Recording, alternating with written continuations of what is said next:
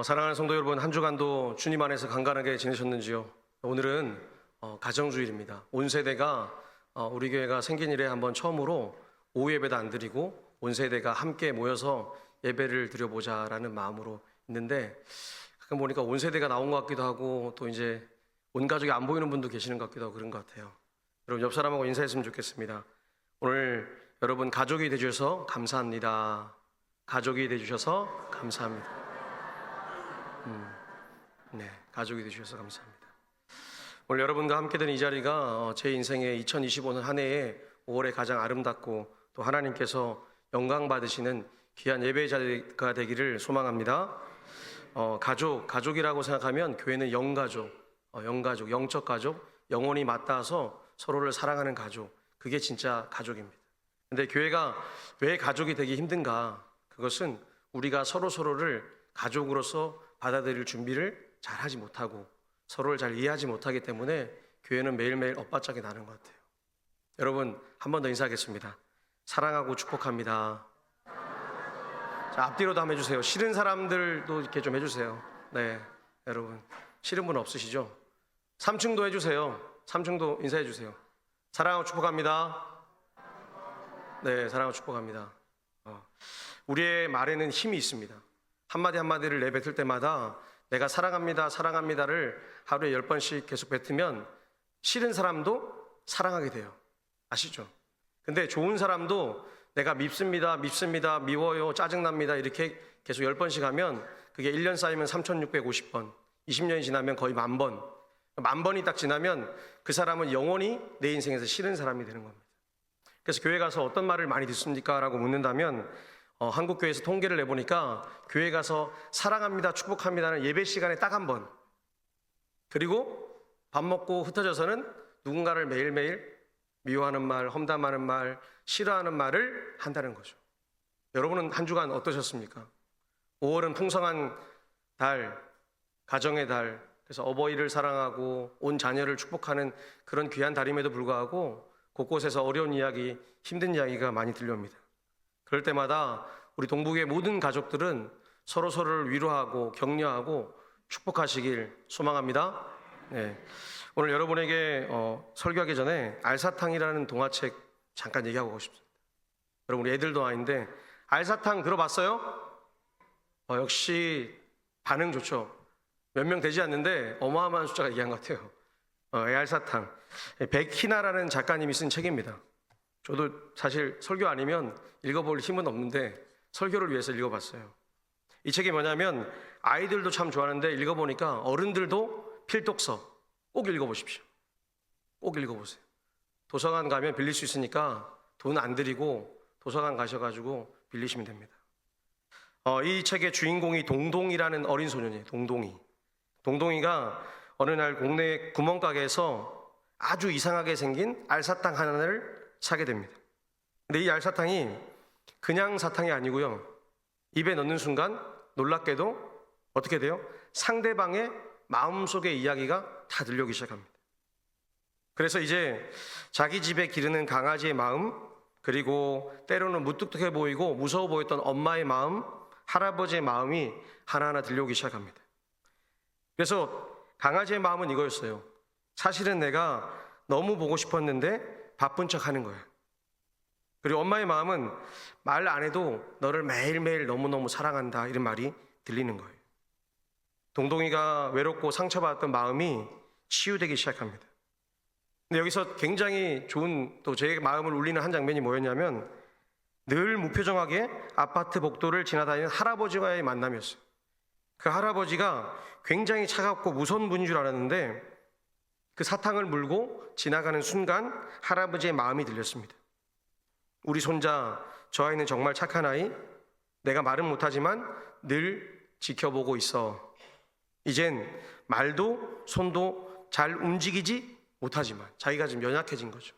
할아버지가 마음은 매일 그 아이 곁에 있어, 너희 곁에 있어 얘기하고 있습니다. 무슨 말이에요? 나이가 들어가면서 육체는 노쇠하지만 내 마음에 저 아이는 사랑스럽다는 것을 매일 마음에 품고 있다는 겁니다. 그 말을 들은 동동이가 놀라기 시작해요. 놀라서 자신이 무섭게 느껴졌던 할아버지 마음, 말로는 다 표현 못했지만 아버지, 할아버지, 부모님, 강아지의 진한 사랑을 이렇게 느끼게 됩니다. 그리고 동동이가 이렇게 얘기를 해요. 아, 이게 진짜 가족이구나. 이게 진짜 가족이구나. 말은 없었지만 사랑이 있었고 표현이 부족했지만 마음은 가까이 있었던 거죠. 사랑하는 우리 동부의 모든 가족 여러분, 우리는 가정 안에서도 또 교회 안에서도 이런 경험을 할 때가 있습니다. 서로의 마음을 몰라서 말로 다 표현 못해서 서운하고 오해하고 멀어질 때가 있습니다. 하나님께서 원하시는 가족은 혈연 가족이 아니에요. 우리가 그토록 사랑하고 좋아하는 혈연 가족이 아니라 그 이상 너머의 진짜 가족, 마음을 통하고 들으려 하고 이해하고 믿음 안에서 연결된 바로 그 사람들입니다. 떠들어도 돼요, 여러분. 좀 움직여도 돼요. 그래서 오늘 바울은 이렇게 얘기합니다. 여러분은 이제 외인이 아닙니다. 나그네도 아닙니다. 이제 여러분들은 성도라는 하나님과 함께한 가족이라고 말하고 있습니다. 우리가 그토록 바라는 영혼의 가족, 마음이 소통되어서 만나면 기쁘고 만날 때마다 힘이 되어주는 그 가족. 그래서 예수님께서 이렇게 말씀해요. 지금 저 와 있는 형제들은 내 형제가 아니고 내 어머니도 아니고 하나님의 뜻대로 사는 사람, 그 사람이 내 형제고 자매요 어머니라고 오늘 말씀합니다.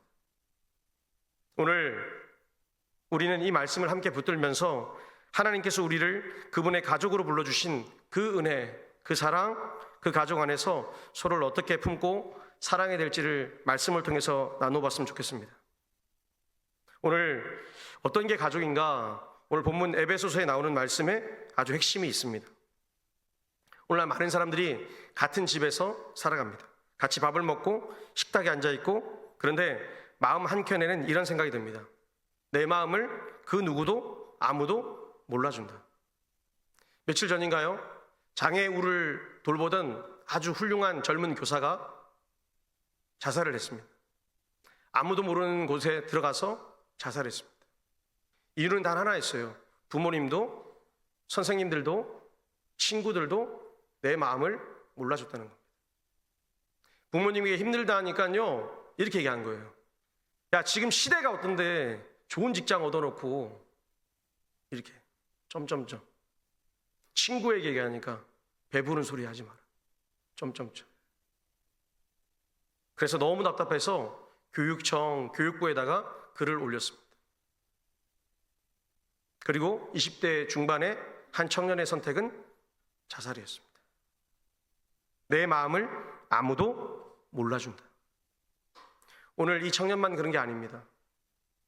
세계에서 가장 자살률이 높은 나라 대한민국, 세계에서 가장 빠르게 선진국이 된 나라 대한민국. 근데 세계에서 가장 안전한 나라 중에 하나이지만 사람이 마음으로 편안하게 살고 싶지 않은 나라 1위가 대한민국. 참 안타까운 것 같아요. 저는 오늘 이 알사탕이라는 이야기에서 동동이처럼 우리가 살은 것 같아요. 동동이처럼. 마음을 모르니까요, 서로가 뭘요? 모르는 거예요. 심지어 가족이라고 피는 나누었고 밥은 같이 먹고 용돈은 받아가고 나를 공급해 준 것 같은데 그 사람은 그냥 나를 키워줄 사람. 그래서 사랑도 모르고 내 마음은 꼭꼭 닫아두고 살아가는 때가 있습니다. 오늘 하나님은 그런 우리를 향해서 가만두지 않으세요. 마음을 흔들기 시작하시는 거예요. 그래서 예수님을 통해서 우리를 놀라운 하나님의 영가족, 영혼이 맞닿아서 서로서로 사랑하는 가족으로 불러주셨습니다. 오늘 그 말씀이 에베소서 2장 19절이에요. 그러므로 이제부터 너희는 외인도 아니요 나그네도 아니요 오직 성도들과 동일한 시민이요 하나님의 권속이라. 오늘 여기에 우리의 정체성, 진정한 가족의 모습을 잘 보여주고 있습니다. 어디냐면요, 외인이 뭐냐면요, 이 단어가 뭐냐면 외인이란 뜻은 헬라어로 보니까 소속되지 않은 사람, 어디에도 속할 수 없는 사람, 이방인이죠. 오늘 살아가는 많은 사람들 중에 가족 안에 들어와 살지만은 외로운 분들이 참 많습니다. 서도에도 말했듯이 같이 밥 먹고 살아가지만 외로운 사람들이 많대요. 그래서 남자들은 50대가 되잖아요. 딱 지금 제 나이 40대 중반을 지나서 50대가 되면 너무나 외로운 거예요. 그죠? 너무나 외로운 거예요. 외로워서 내 말동무, 내 이야기를 들어줄 누군가를 찾기 시작한다는 겁니다. 오늘 여러분들은 외인으로 살고 있지 않습니까? 교회 안에서도, 아니면 어쩌면 가정 안에서도 나도 모르지만 내가 품었던 내 자식들, 뱃속으로 낳았던 내 자식들, 자라서 사춘기를 지나 성장하고 결혼하고 나면 그 자식이 살아가는 삶은 전혀 딴 방향으로, 내가 원하는 게 아니라 그들의 꿈이 있는데 내가 그들을 컨트롤하려고 하다 보니까 그들은 외인이 되어 살아간다는 겁니다. 오늘 한국교회 위기, 청년이 안 보이고 젊은 부부가 안 보이고 왜 그럴까요? 우리가 예수처럼 행동하고 우리의 고집대로 살았다. 우리의 모습이 있는 거예요. 오늘 두 번째 보니까 나그네가 나오는데요. 나그네는 임시로 머무는 사람. 이건 잘 알잖아요. 나그네. 그죠? 잠시 왔다 가는 사람. 어떠죠? 예. 아이들이 바라보는 부모님의 모습이래요. 오늘날 맞벌이 부부가 참 많습니다. 그죠? 애들을 타가소에 유치원에 맡겨놓고 열심히 일하다가 저녁에 데리고 와서 밥 먹이고 재워서 끝나는 것. 이렇게 어린 시절부터 청년이 될 때까지 부모의 얼굴을 제대로 부모와 얘기할 수 있는 시간이 없는 아이들이 참 많다 그래요. 그러니 아빠는 일로 지쳐있고 엄마는 피곤하고, 그래서 아이들은 나중에 핸드폰을 딱 가지게 되면 이 핸드폰이 엄마 아빠가 되어서 나를 위로해 주는 겁니다. 같은 집에 살아도 마음이 단 1도 연결되어 있지 않습니다. 오늘 하나님이 우리에게 말씀하세요. 살아가는 너희들은 가족으로 잘 뭉쳐서 살아가고 있는가? 소통하고 있는가? 나누고 있는가? 오늘 우리 동부교회는 소통하고 사랑하고 나누면서 살아가는 가족들로 넘쳐나기를 축복합니다. 오늘 아주 중요한 게 있는데 바로 이 시민이 바로 우리의 정체성이 돼야 돼요. 시민. 왜 시민이라는 단어를 썼냐면 이 헬라어로 심폴리타이, 알 필요는 없는데요. 이게 뜻을 나누면 뭐냐면요, 함께 도시를 이루어가는 것. 폴리스가 도시라는 뜻이거든요. 폴리타이가 어떠한 국가를, 나라를 이루어가는 거예요. 함께, 헬라어로 함께 나라를 이루어가는 것. 이게 시민이에요. 이게 교회라는 거예요. 이게 영혼의 가족이고 삶이라는 거예요. 우리 아이들이 친구들한테 맨 먼저 손을 내미는 좋은 단어가 뭐죠? 같이 놀래? 그죠? 같이 놀래. 너희가 아니? 나 이거 알아. 그죠? 아이들은 궁금하고 질문이 많고 움직이고 싶어 해요. 지금도 예배 시간에 움직여도 돼요. 뛰어다녀도 돼요. 네, 상관없어요. 부모님이 편하게 해주셔야 돼요. 왜요? 하나님과 예배하는 거잖아요. 오늘 우리는 우리 생각을 박아놓은 거예요. 우리의 생각을 우리 자녀들에게, 교회에서도 우리의 밑에 있는 아이들에게. 이것은 아니라는 거예요. 하나님은 함께라는 단어가 빠졌다는 거예요. 그러면 폴리타이, 그냥 나라만 기관처럼 만들어서 조직을 만들고 질서를 배운 것밖에 안 된다는 거예요. 오늘 우리는 그게 아니라는 거예요. 보다 높은 수준으로 나아가라는 거예요. 오늘 그게 뭐냐?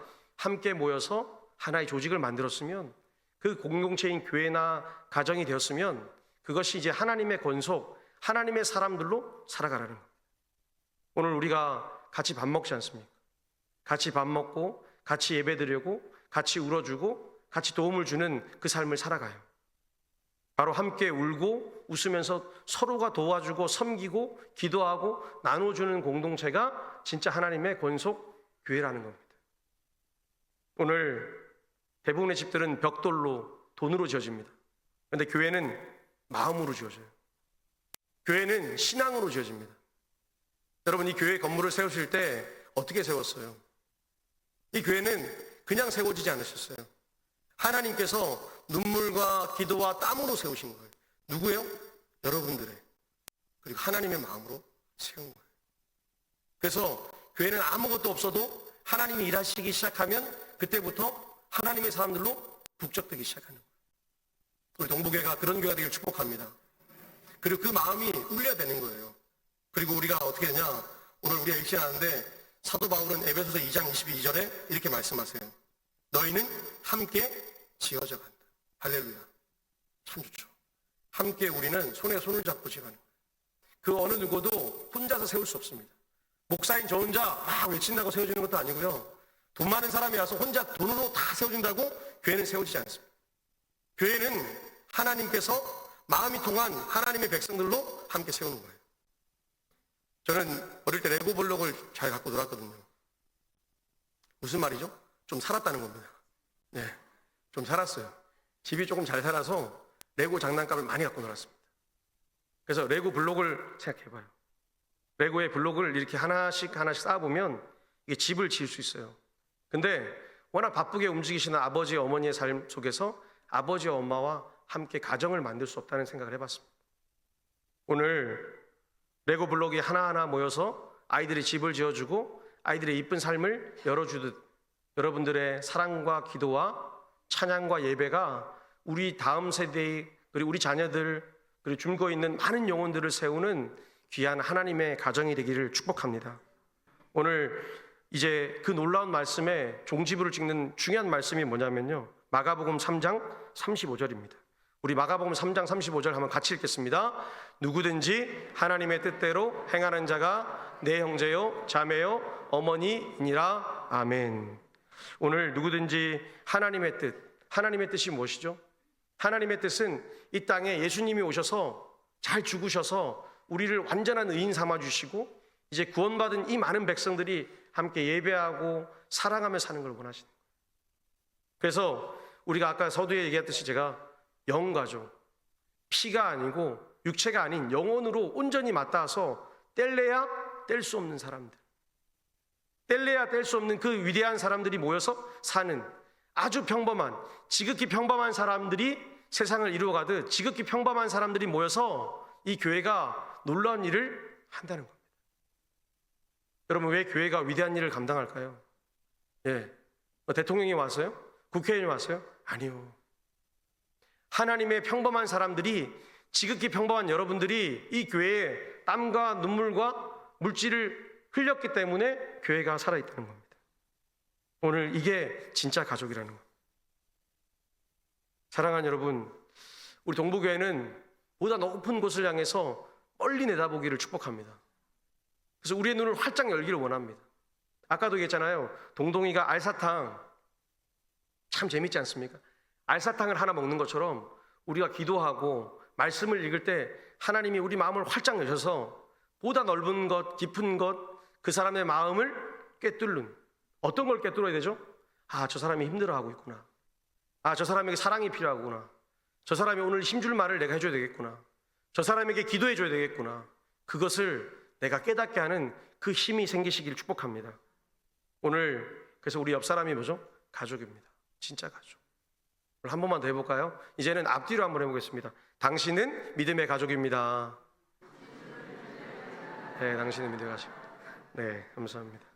오늘 여러분 안에 우리 하나님께서 성령으로 묶어주셨던 그 가족이 시작되었습니다. 그럼 우리는 이 땅을 살아가면서 어떻게 될까? 저는 우리 동부교회가 복음의 문화, 새로운 문화를 만들어야 돼요. 복음으로. 그러려면 가족이라는 것은 한 집에 사는 게 아니라 어디에 있든지 무엇을 하든지 언제든지 연락하면 되잖아요. 제가 잠시 멀리 떠나서 유학생활을 잠깐 해볼 때 오히려 한국에 있을 때보다 부모님과 훨씬 더 연락을 많이 했습니다. 뭐가 있었어요? 카카오톡으로 페이스톡을 할 수 있었어요. 이 페이스톡을 하니까 얼굴을 서로 보고 하는 거예요. 참 신기했어요. 돈도 안 들어요. 그래서 공짜니까 더 자주 부모님과 열심히 연락했습니다. 우리는 지금 가족으로 살아가요. 동부교회는 어디에 있든지 무엇을 하든지 서로 구역시켜둘끼리 기도해주고 또 위로해주고 그들의 삶을 열어갈 수 있도록 도와주는 삶을 시작해야 됩니다. 그래야 하나님께서 그 교회를 사랑하시고 축복하세요. 우리 안에 어떤 마음이 생기냐? 우리 안에 내 고집이 생기고 내 인정 욕구가 생기고 내가 자꾸 불쌍한 사람 같고? 아니요. 예수를 믿기 때문에 우리는 당당합니다. 할렐루야. 우리 행복하죠. 예수님이 내 안에 오셔서 나의 상황과 조건이 아니라 나는 어디를 가든지 당당한 거예요. 진짜 멋진 사람은 화려한 옷을 입고 명품차를 타고 좋은 집에 사는 사람이 아니라 그 사람의 입술 속에서 말 속에서 누군가를 살려주는 한마디를 내뱉는 순간 그 순간이 바로 강력한 힘이 되고 그 순간에 한 영혼이 살아난다면 그게 진짜 하나님의 사람인 겁니다. 오늘 우리 교회 주변을 바라보면 지금 여러분 가족들이 와 있는 분도 있죠. 참 감사해요. 또 그러나 가족이 없는 분들도 있을 수 있습니다. 또 아니면 혼자 외로이 또 살아가는 분도 있어요. 자녀는 있는데 자녀와 소통 안 하면서 사는 분도 있을 거예요. 왜 소통이 안 되죠? 내 얘기만 하니까. 오늘 이 알사탕 얘기로 잠시 가서 얘기하면 그 알사탕을 씹으면서 빨면서 먹어가면서 뭘 느꼈을까요? 달콤한데 그 달콤함 속에 사랑이 있고, 그러니 내 마음이 기분이 좋고, 한 아이가, 동동이라는 이 아이가 살아나기 시작하는 겁니다. 오늘 복음은 우리를 연결하고 있습니다. 복음은 예수 그리스도를 통해서 우리의 모든 관계를 열어주세요. 하나님 아버지와의 관계도 열어주시고, 또 우리의 삶과 모든 것들을 서로 연결하는 거예요. 여러분, 교회 와보면 얼마나 원수 같은 사람 많습니까? 그렇죠? 저 사람은 절대 예수 믿으면 안 될 것 같은데 교회에서 만나는 사람들 참 많습니다. 아닌 것처럼 앉아있지 마시고요. 그렇죠? 저놈의 승질머리는, 저 사람 승질머리 가지고는 도저히 인간 취급 못할 것 같은데 그런 사람도 있어요. 그런데 예수 안에 와 있으니까 내가 죽고 내가 또 죽는 거예요. 그러니까 우리가 자기 부인한다는 거는 내 감정과 내 욕구가 죽는 거예요. 근데 이게 안 죽었잖아요. 그러면 다시 가셔서 예수님께 물어봐야 돼요. 내가 안 죽었습니다. 그럼 뭐죠? 그럼 나는 내대로 사는 거죠. 내 쪼대로 사는 거예요. 내 주장대로 사는 거예요. 나하고 하나님하고 아무런 접점이 없는 거예요. 내 관심은 그냥 나의 유익과 내 기쁨과 내 감정 처리에 있는 거예요. 아니라는 거예요. 오늘 예수님께서 어떻게 하셨죠? 잘 죽으셔서 지금 하늘 보좌 우편에 계시면서 얼마나 기쁘세요. 자기는 목적을 이루었잖아요. 꿈을 이루었잖아요.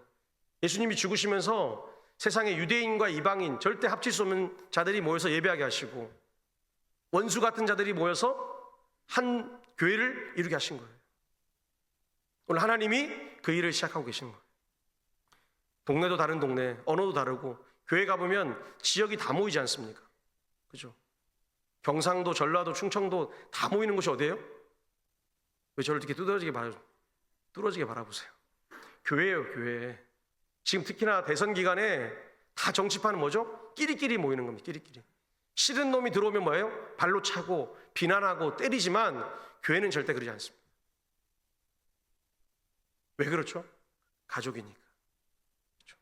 생각이 다르고 행동이 다르고 가치관이 달라도 그들이 예수 안에서 한 가족이기 때문에 우리가 다 품고 사랑하는 것입니다. 오늘 우리 동부교회가 복음으로 많은 사람들을 초대하길 바라요. 팀 켈러 목사님이 복음이라는 것은 세상 가운데 나가 있는 사람들이 교회 안으로 들어와는 그 이야기를 통해서 계속해서 예수 안으로 초대하는 일이라 그래요. 초대. 참 좋은 표현인 것 같아요. 이게 뭐냐면 우리말로 얘기하면 가족이 되게 해달라는 거죠. 가족이 되어서 함께 살아가게 해달라는 거예요. 오늘 그러려면 우리는 뭘 해야 되냐? 오늘 이 많은 시대에 정말 많은 것을 요구하잖아요. 더 많이 가지고 1등이 되게 해달라고. 그래서 항상 뭐죠? 갖는 것에 집중하는 소유가 중심이 되고 경쟁이 최고가 되고 받기만 해서 내가 그 위에 군림하는 것이 이 세상의 논리라면 그 앞에 우리는 나누고 섬기고 져주는 겁니다. 져주는 거. 그러면 교회가 이 세상을 반드시 이기게 되어 있습니다. 할렐루야. 신기하죠? 세상의 역방향으로 가는데, 마이너스로 가는데 이긴다는 거예요. 이게 기독교의 힘이라는 거예요. 근데 오늘 여러분의 가정도 그래야 됩니다. 오늘 집에 가시면 우리 자녀들과 이제 이야기를 잘 들어주십시오. 지금 아기가 계속 얘기하잖아요. 그죠? 얼마나 좋아요. 아빠는 뭐 해야 돼요? 목사님 설교를 들어야 돼요? 아기의 이야기를 들어줘야 돼요? 아기의 이야기를 들어주세요. 목사의 설교는 유튜브나 다른 곳에 가서 또 들을 수 있습니다. 그래 아이가 원하는 그 시간은 들을 수가 없습니다. 경청해 주라는 거. 여러분 집에서 아이의 이야기를 정말 잘 경청해 주잖아요. 그럼 예배 시간에서 아이는 잘 질문하지 않을 것 같아요. 저도 그럴 때가 있거든요. 아이가 막 얘기할 때 제가 하고 싶은 걸 막 할 때가 많아요. 그러니 자녀는 뭐예요? 핸드폰 만지고 딴짓하는 거예요. 커서도 예배는 별 관심이 없어요. 왜냐하면 나의 온 관심은 뭘까요? 나의 관심은 오직 내 것만 있는 거예요. 근데 교회가 예배가 왜 아름다운 줄 아세요? 예배 시간에 모든 관심을 하나님께, 가정에 가서는 온전히 자녀에게. 오늘 가정예배 드리라고 제가 가정예배를 줄 건데 아이의 이야기를 많이 들어주세요. 아이가 무슨 얘기를 하는지, 뭘 하고 싶은지. 그래서 오늘 그 무뚝뚝한 아버지, 할아버지의 모습, 엄마의 이야기를 들어주었던 그 마음을 여러분들이 들어주세요. 목사님, 저는 지금 애들이 다 나가고 출타 중입니다. 페이스톡 있잖아요. 페이스톡. 켜놓고 하십시오. 그래서 제가 페이스톡을 얘기한 겁니다. 얼마나 좋은 시대입니까? 페이스톡 틀어놓고 어디에 있든지 무엇을 하든지 이 시간에 예배드리자 그러면 다 가능한 이 좋은 시대를 살아가는데 우리는 이 좋은 시대에 이 좋은 것을 하지 않는다는 거예요. 여러분 한번 솔직히 가슴에 손 얹고 한번 물어보세요. 정말 예배가 여러분 인생의 최고의 목적이고 하나님께 영광 돌리는 일이라고 생각하십니까?